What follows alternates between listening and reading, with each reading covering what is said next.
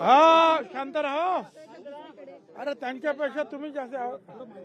हे बघा, माझी सगळ्यांना विनंती आहे, राज्यातील सर्व धर्मीयांना, सर्व पक्षीयांना विनंती आहे की कृपा करून जे आहे आपल्या राज्यात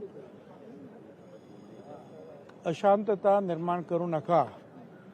आपल्या सगळ्यांना कल्पना आहे की आपले जे मुख्यमंत्री आहेत ते आणि त्यांच्या टीमने आपल्या राज्यात जवळजवळ 16 लाख कोटी रुपयाचे उद्योग आणण्याचं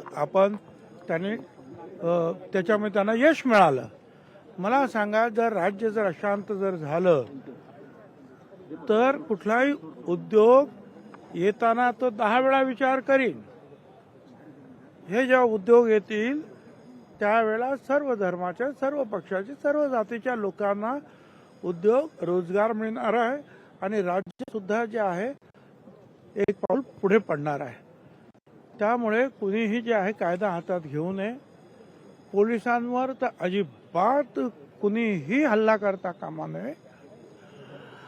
आणि मग असं जर करणारे जे कोणी असतील, मग ते कुठल्या पक्षाचे आहेत, कुठल्या धर्माचे आहेत, कुठल्या जातीचे आहेत, कायदा हातात जो कोणी घेईल त्याच्या विरुद्ध पोलिसांनी जरूर कारवाई करायला पाहिजे. परंतु ती पाळी येणार नाही यासाठी सर्व नेत्यांनी सुद्धा प्रयत्न करायला पाहिजे. धार्मिक नेते जे आहेत त्यांनी सुद्धा शांततेचं आवाहन करायला पाहिजे.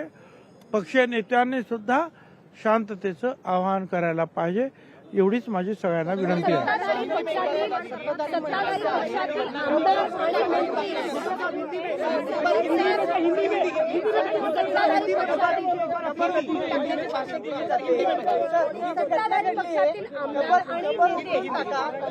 देखिए कि जो है, जो नागपुर में जो कोई घटना घटी है वो बड़ी दुख भरी है, जिसमें कई लोगों को जो है मार लगा है, पुलिस को भी मार लगा है और नुकसान भी हुआ है. मैं सब लोगों को जो है दरख्वास्त करना चाहूँगा कि हाल ही में हमारे जो मुख्यमंत्री जो है फडणवीस साहब, उन्होंने कहा कि वो दावोस जाकर उन्होंने करीबन 16 लाख करोड़ रुपयों के जो है उद्योग हमारे राज्य में लाने में वो सफल रहे हैं. राज्य अगर अशांत होता है तो उद्योग आने के लिए भी आनाकानी करेंगे. जब उद्योग आएंगे तो सब सारे धर्म के हो, सारे जाति के, सारे लोगों को जो फायदा होगा. हमारा राज्य भी जो है एक कदम 2 कदम आगे बढ़ेगा. मगर अशांतता कोई भी ना फैले कहीं भी, इसके लिए हमको भरसक कोशिश करनी आवश्यकता है. उसके लिए सारे पक्षियों के, जो सारे पार्टियों के जो लीडरान हैं या धार्मिक नेता है, मैं उन सबको दरख्वास्त करूंगा कि आप सब लोग जो है लोगों को शांति बरतने के लिए आप ऐलान करें और राज्य में शांति रखें. शांति रखने से ही जो कुछ अगर है, इसका अगर कुछ कहना तो टेबल पर जो है बातचीत होगी. मैदान में जो है हाथ में पत्थर लेके बातचीत नहीं होगी. पुलिस के ऊपर हमला करना ये तो बहुत ही गलत साबित होगा. नुकसान दोनों तरफ का होगा. ये आपको ध्यान में रखने की आवश्यकता है.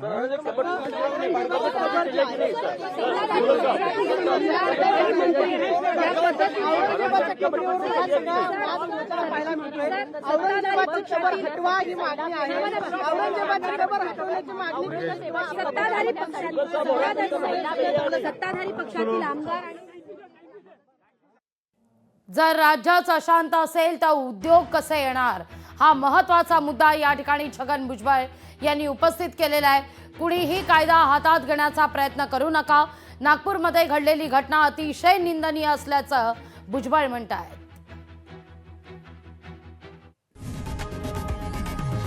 लोकशाही मराठी ऐका, पहा, जागरूक रहा.